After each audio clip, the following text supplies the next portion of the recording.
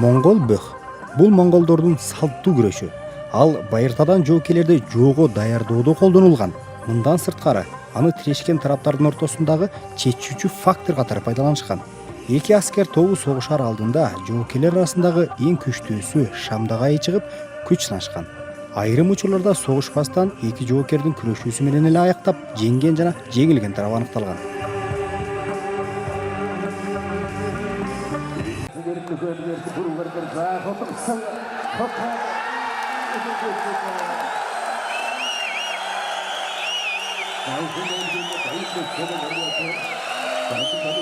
Байыртадан калыптанып калган эреже боюнча күрөшө тургандардын саны 1024төн ашпаш керек.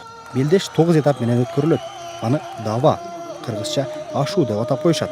Ар бир давадан жеңилген тарап оюндан чыгарылат. Ар бир этаптын жеңүүчүсүнө ардактуу титулдар тапшырылат. Алар аслан, кыргызча арстан, заан, кыргызча пил, начин, кыргызча шумкар деп атап коюшат. 9 этаптын арасындагы жеңүүчү ала турган эң чоң авраага дөө деген наам берилет.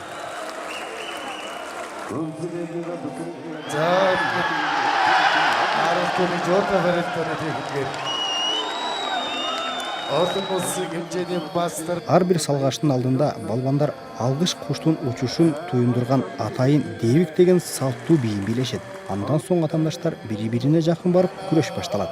Бут менен чалуу, көтөрүп чабуу, кол менен туткундоо жана андан чыгуу, булкуу түрдүү ыкмаларына жол берилет. Күрөштө кол менен буттан алууга да болот.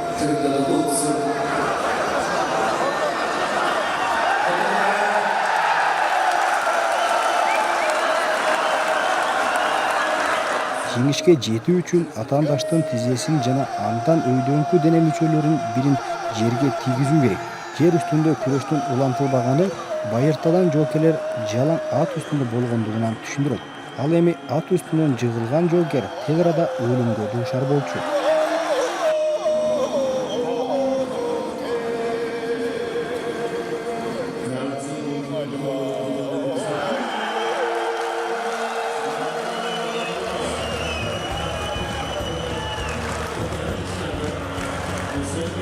Жеңиштин эң ардактуу түрү бул атаандашты чалкалатып жыгытып, тизеси менен жерге ныгыруу болуп саналат.